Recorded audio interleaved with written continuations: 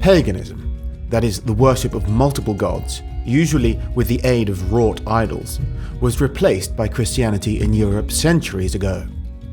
At least, that's what we're told. But there are places where it survived, and one such place is the little Breton village of Quinipily in France. Here, in a beautiful garden, stands a 2-meter granite statue of a goddess known as the Venus of Quinipily, or in Breton as Vénus, the iron water spirit.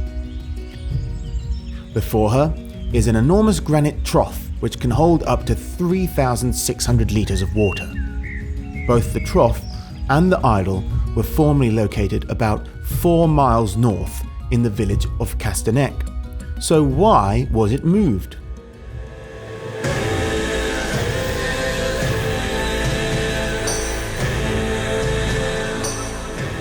First, let's go back to the start. The exact origin of the statue is not known, but it clearly has Roman influences and is about 2,000 years old. Castennec was the site of a Roman camp, so it was probably the object of worship for Roman soldiers there. But whether the soldiers who worshipped her were Italians, Greeks, North Africans, or indigenous Armorican Gauls is not known. We can't be sure which goddess she was originally meant to be, but we know the local Gauls continued to worship her long after the fall of the Western Roman Empire. An inscription on the pedestal says she is called the Venus Armoricorum Oraculum, that is, Venus the Oracle of the Armoricans. The inscriptions also claim that after the Romans conquered Gaul, it was dedicated to Venus Victrix, implying it was originally a local Armorican goddess. Some people think the inscription is a forgery. It may indeed be a copy of an older one. There is nothing about it that indicates it represents Venus. Some have argued she is the Greek goddess Cybele or the Egyptian goddess Isis. But the name Venus has stuck, and maybe that's what the Romans called her. On the southern coast of Brittany, there is a Neolithic tomb called Petit Mont, which was appropriated by the Romans, who used it as a cult site of Venus. So several figurines of her have been found inside. This shows a tendency for Romans to associate pre-existing religious sites in Armorica with their goddess Venus. Two massive waves of migration in the 4th and 5th century brought Bretons from Dumnonia in Britain to Armorica. Hence it became Brittany. They were mostly Christians and brought a Celtic language back to the region. In the 6th century, Armorica was integrated into the Frankish realm under Clovis, and Christianization continued. None of these tumultuous events, nor the following centuries of Christianity, destroyed the cult. In fact, the Bretons preserved it.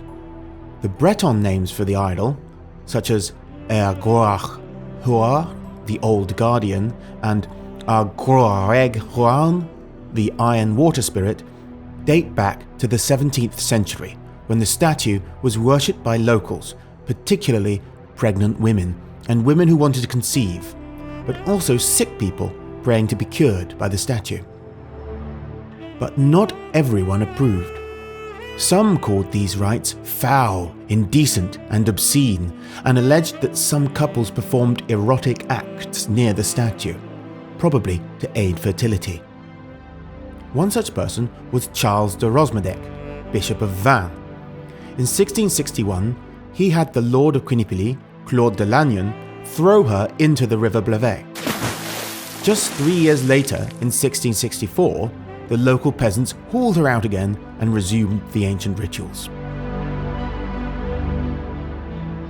6 years passed, and in 1670, Bishop Rosmadec ordered de Lannion to break up the statue, but the peasants only destroyed one of her breasts and one arm, and she was thrown into the river again.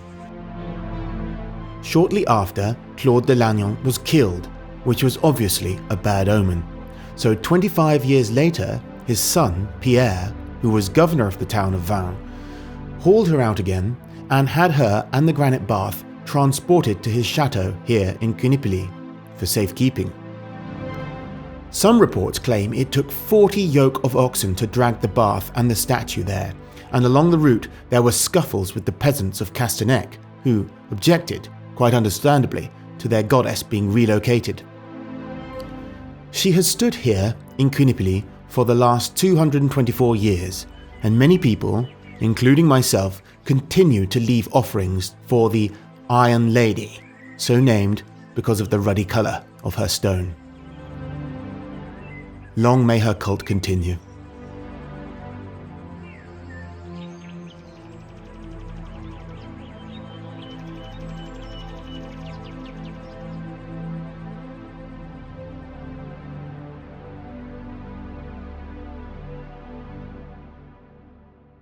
The season of darkness and cold is upon us. In days of yore, before microplastics shedding fake fibres, our ancestors survived the harsh European winters with the aid of wool. Wool became a popular material in Europe during the early Bronze Age when we learned of its unique thermal properties. It keeps you warm even when it gets wet. You need to be cozy maxing this winter, in style, with a Legio Gloria Aries woolen jumper.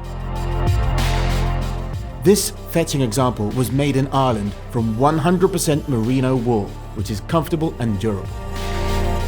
The premium quality is evident from the fine, close-knit stitches. It was made by the Swedish brand Legio Gloria, whose sports and casual clothing are all ethically produced here in Europe.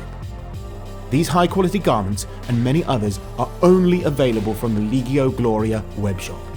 Click the link in the description to browse their stock and equip yourself with everything you need to remain warm, comfortable, and handsome this winter.